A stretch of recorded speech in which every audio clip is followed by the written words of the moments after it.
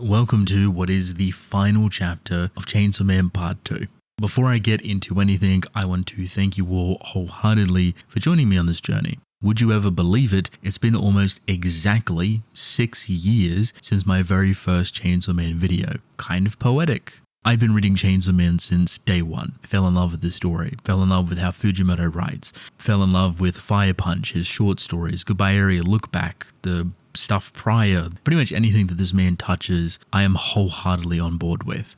And I understand that this story isn't for everybody. I understand the way Fujimoto handles things isn't for everybody. That's okay. For me, over the past 6 years, it has been a pleasure to talk about this story, to theory craft, to do analysis, to break things down, to just have fun indulging with the chapter, with the writing, with Fujimoto's messages, and of course, all of you. People that have been alongside me potentially since the beginning. Maybe you hopped on recently, maybe you've been on prior Chainsaw Man. Regardless on whenever or wherever, maybe this is your first time even watching one of my videos, thank you. I appreciate it from the bottom of my heart. Look at this, a second channel that is a weekly manga podcast, updated Friday, go subscribe, and a free Patreon with exclusive goodies and that podcast 5 days earlier. Become a member, it supports me directly. Also leave a like and subscribe. Mwah. I've been doing this for a very long time, but it's never easy to see a story that you're so connected to, that you spend so many years with, end. And you always know it's coming. It's always in the back of your mind that eventually this story that you're pouring your love into, talking about it every single week, will eventually end. That's just normal. But you never really get comfortable with it.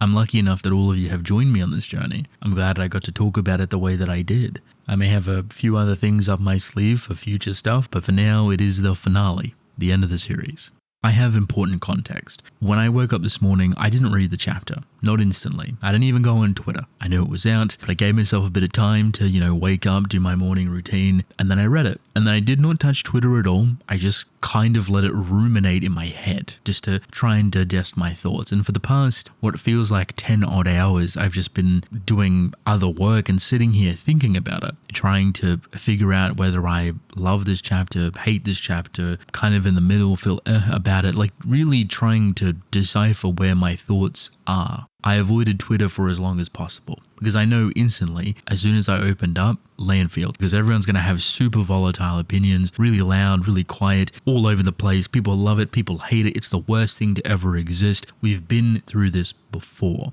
At this point, I think every single reputable mainstream story has had a controversial ending. You might swear that your story doesn't, but it probably does. We can go back 5 years ago, we can go back 10 years ago, we can go back 15 years ago.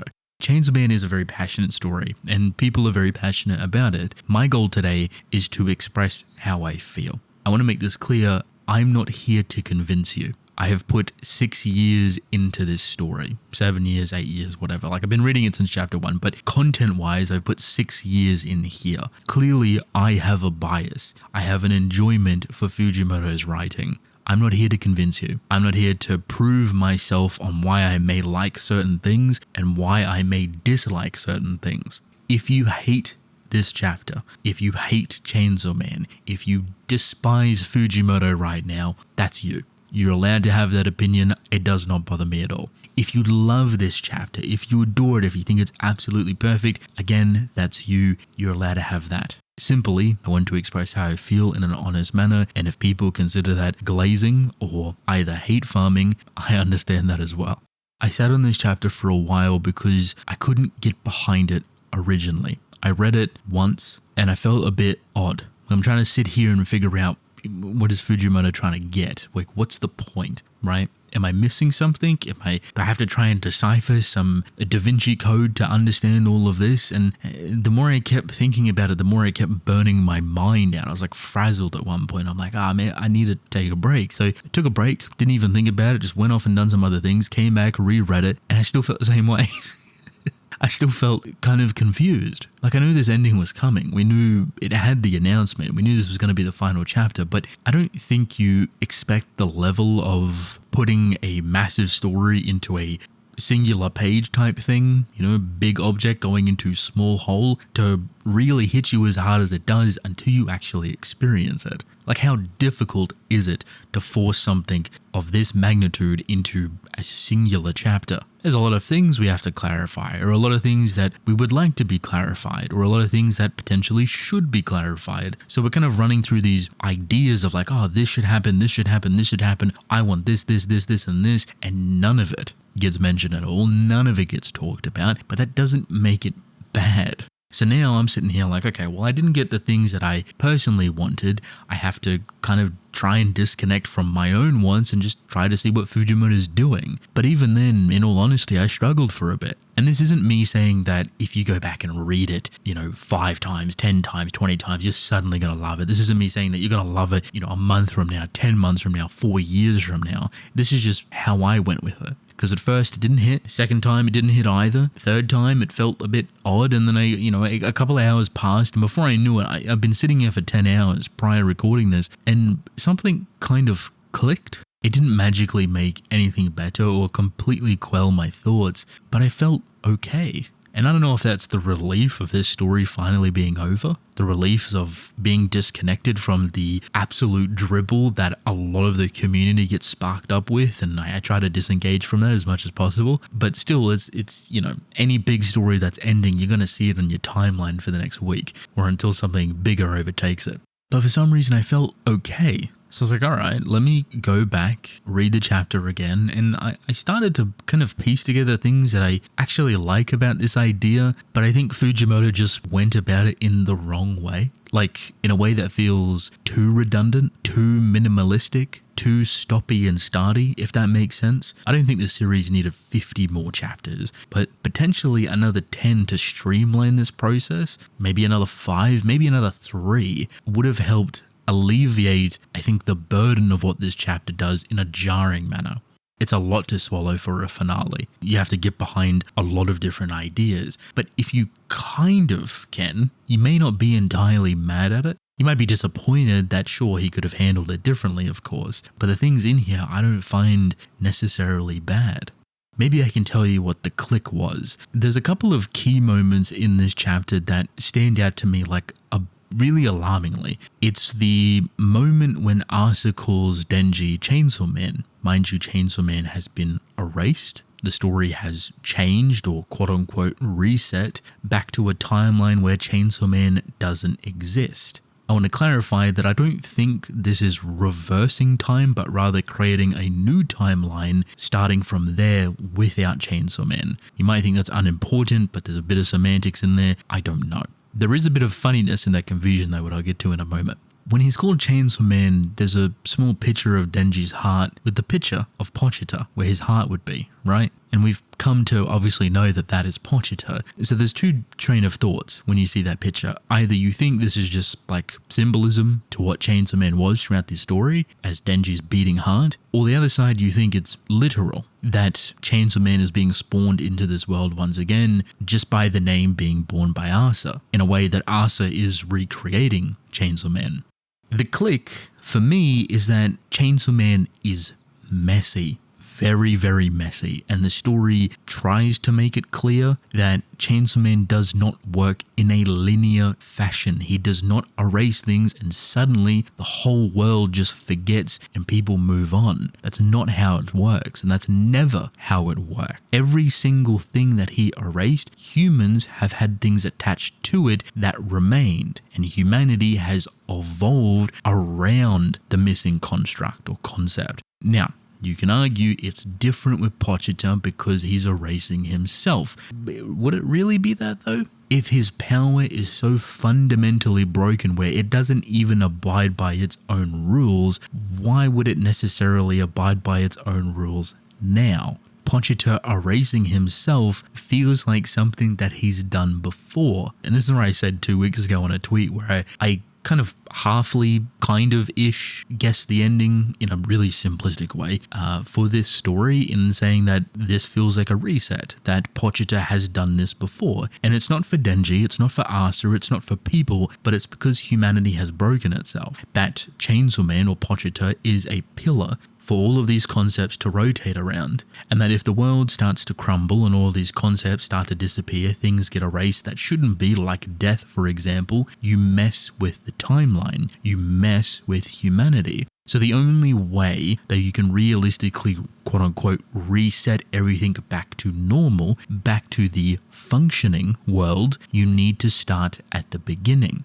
Or you can unravel it piece by piece, which sounds monotonous and rather difficult. So we start with Pochita. If we erase him, everything that he's ever erased now suddenly comes flying back out and reset to a point of neutral. They don't go back to where they were potentially, but rather they recycle back and are born when they are necessary, when humans adapt and evolve to actually need them. Does that make sense? This might sound like pure copium for the final chapter alone, but I've been sitting on this idea specifically for like the past 2 months. I think I've talked about it in like a bunch of previous videos on what Pochita represents and what I think this quote-unquote reset actually is. But now it builds into like probably the biggest issue I think people have with this chapter. It doesn't matter anymore. All the development that Denji's gone through, gone, non-existent. All the development that Asa's gone through, gone, non-existent, blah, blah, blah. Power's back, Makima's gone, Naoto is here instead. Aki, nowhere to be seen. Like, the final chapter is a different version of the main story without Pochita, but all of the things that made for points of development and conflict and characterization is no longer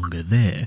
I don't actually think that's true. A part of what makes the Pochita erasure ability not working the way that it actually does is that all of the information is retained in some sort.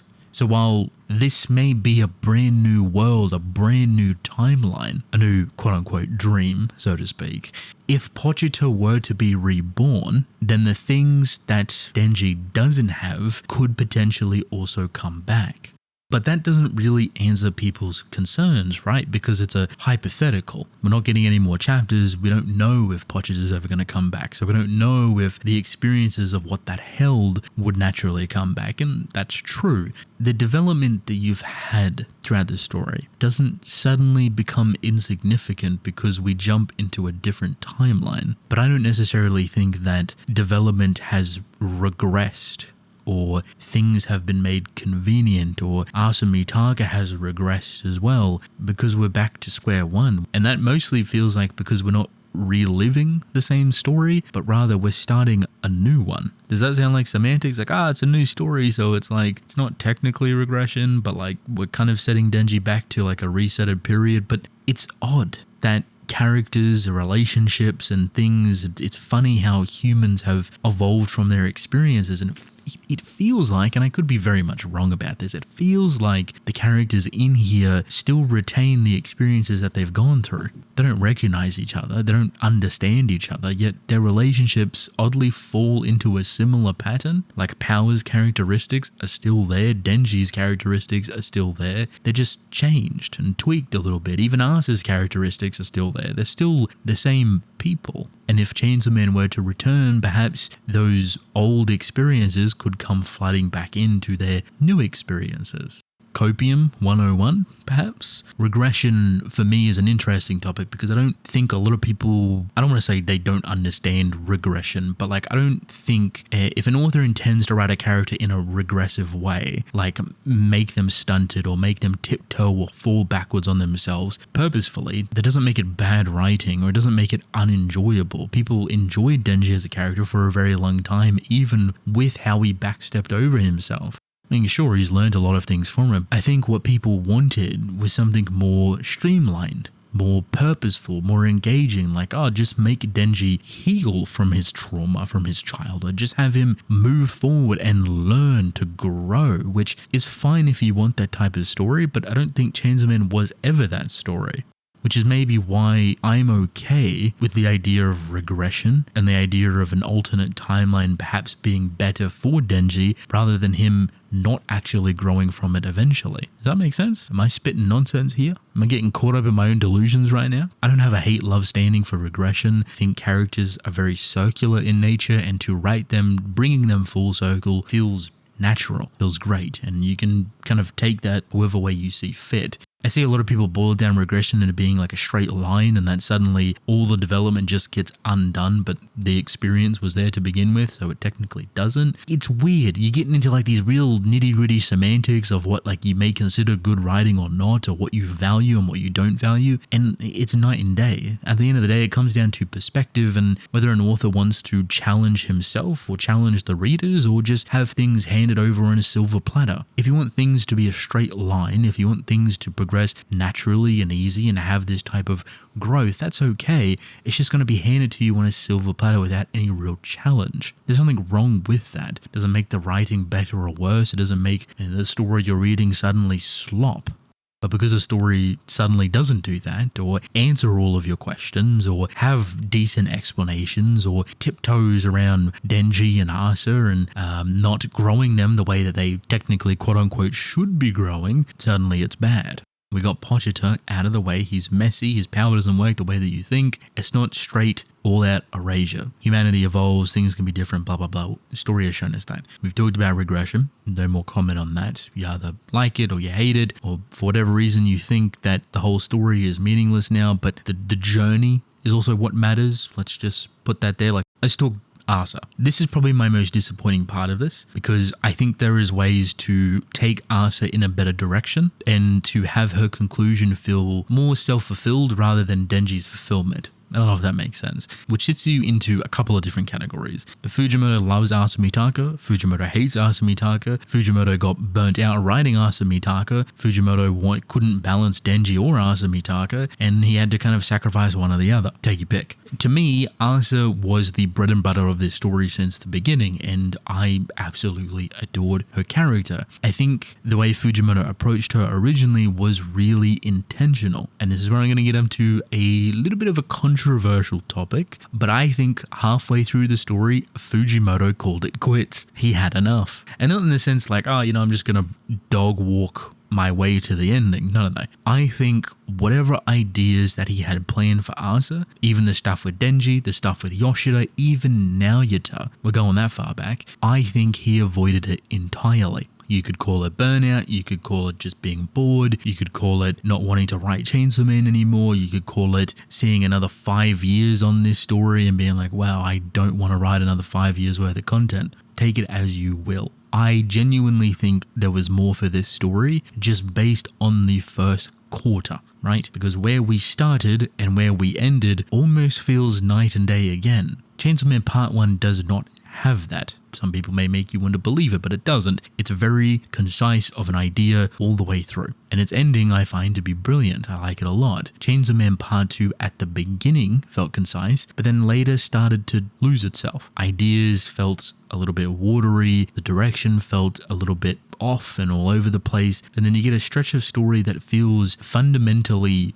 misplaced. Not that he's writing them badly, but they just don't work in a weekly format. And it becomes so apparently jarring that it becomes the biggest conversation for the story. Like, what is Fujimoto doing? Why is he writing this as a weekly story if he's tired, if he's burnt, if he's bored, whatever? I don't know the truth. I don't think we ever will. I think the love that he has for Denji as a character, the love that he has for Asa as a character, has collided in this odd fashion where he cannot spend the appropriate amount of time for each character within the story that he loves to produce. And this might sound a little bit weird, but a part of me wishes maybe this story, Chainsaw Man Part 2, was only ever meant to be about Asa. And Denji might have only been a sidelined, reoccurring, just pushed to the side type of character. Not a main influence, not a main construct, but someone's story that was already technically complete in Part 1, now tagging along with the main character of Chainsaw Man Part 2.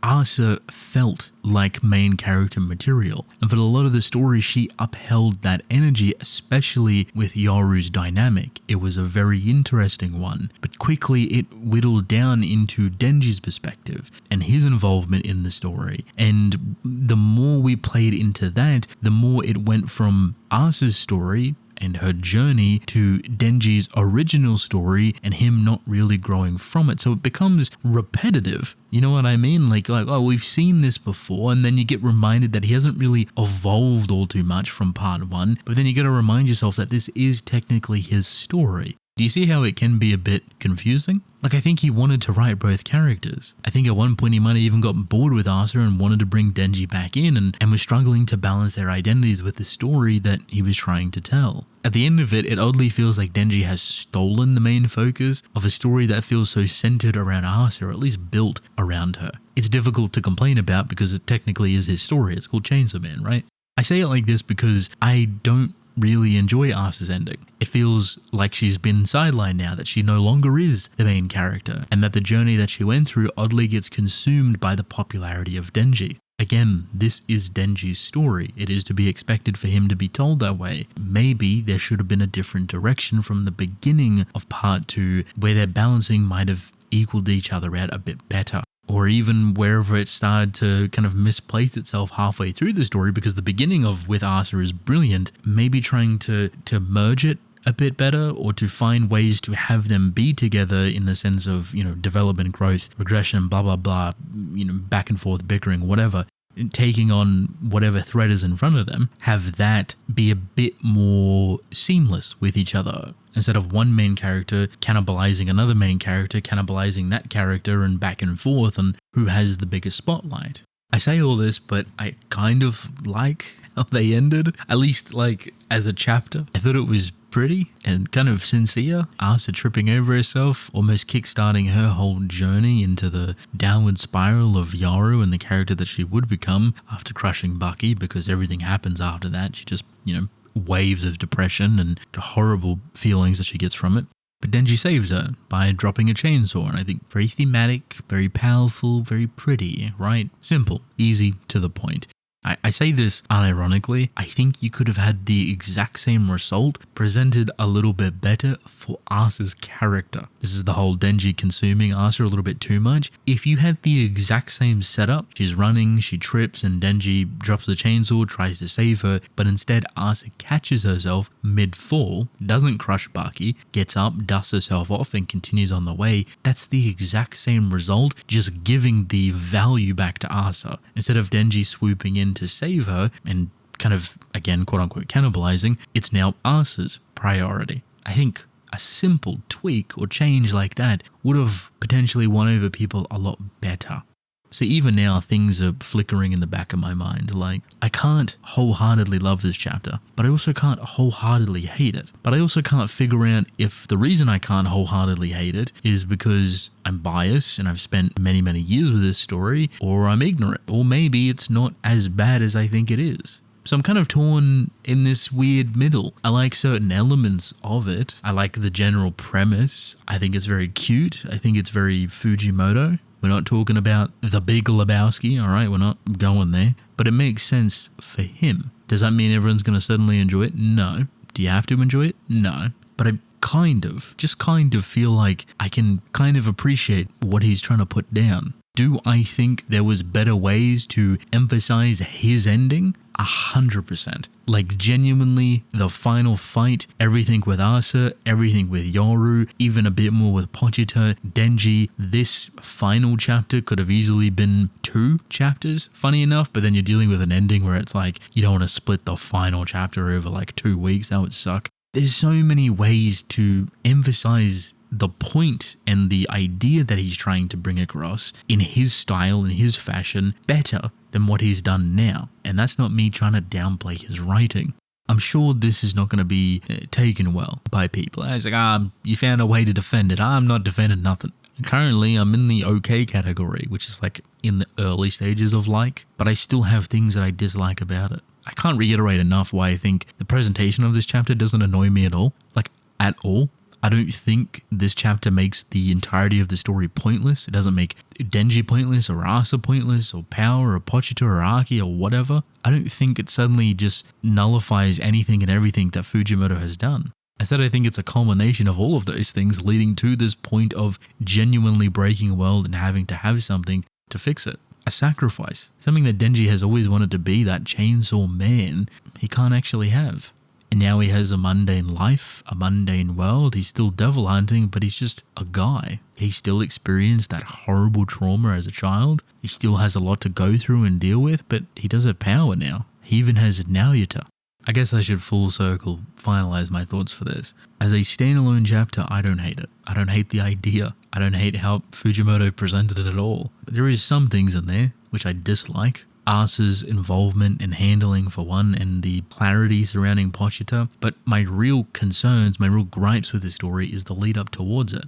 Figuring this type of ending out, there's a lot of ways that it could have been smoothed over, a lot of time given towards it to make the jump into it much easier to digest. I truly think the biggest drawback from this is not really explaining what Pochita is. And that's not meant to be like I'm upset because we never figured out what he was based on all the theories. No, I actually think understanding what he was would have actually benefited this ending better. Obviously, piquing people's curiosity, but maybe understanding how he works, because the things that he erased never stay erased. They're not completely wiped out for good, and I think that's an odd litmus test for this type of ending.